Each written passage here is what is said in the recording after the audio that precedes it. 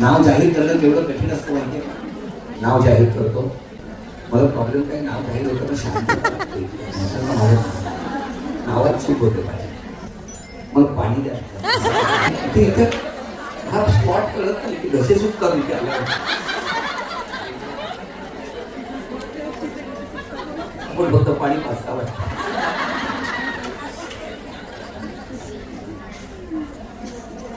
विजयी ठरलेले आहेत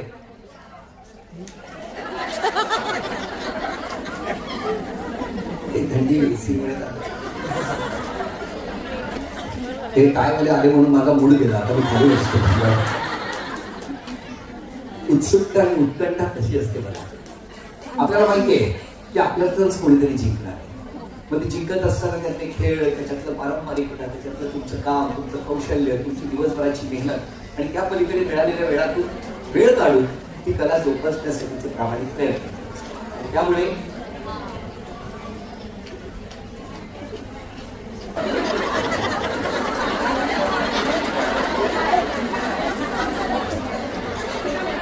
मला घाम फुटलाय माहिती का तुम्हाला. बरं नक्की नाव जाहीर करू पटकन. नक्की गोष्ट मागणार आहे, देणार ना. आयुष्यभर दुसऱ्यांसाठी करतात, राब राब राब. पटकन घरातल्या कोणालाही बरं वाटत असं झालं तर उचलता लेकरापासून ते अगदी वयस्करांपर्यंत प्रत्येकाला डॉक्टरकडे घेऊन जातात. नेहमी दुसऱ्यासाठी झटत असतात. घराच्या सुखासाठी, कुटुंबाच्या आनंदासाठी सगळं करत असताना स्वतःला कुठेतरी त्या घरात स्वतःकडे दुर्लक्ष करत असतात. मग मी तुम्हाला एक मनापासून सांगावंसं वाटतं, तुम्ही सुदृढ ना तर आमचं घर आनंदी असणार आहे.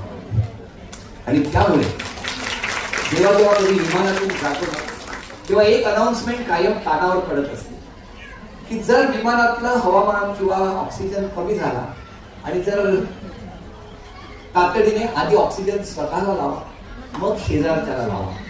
ही सूचना विमानात प्रवासात देतात. माऊली मागणार आहे ते तुमच्याकडे एकच मागणार आहे की इथून पुढे कुटुंबाची काळजी घेत असताना आधी तुम्ही स्वतःकडे लक्ष देणार आहात, कारण तुम्ही आमच्या कुटुंबाचा ऑक्सिजन आहात. माऊली तेव्हा या आनंदाच्या प्रसंगी एकच एवढंच मागणं, स्वतःची काळजी घ्या, स्वतः आनंदी राहा, कारण तुम्ही सुदृढ राहिलात तर आमची घरं सशक्त होणार आहे, पुढची पिढी उभी राहणार आहे. तर तुम्हाला या स्त्री शक्तीला मी आदेश बांधलेल्या मनापासून नमस्कार करतो. रामकृष्ण.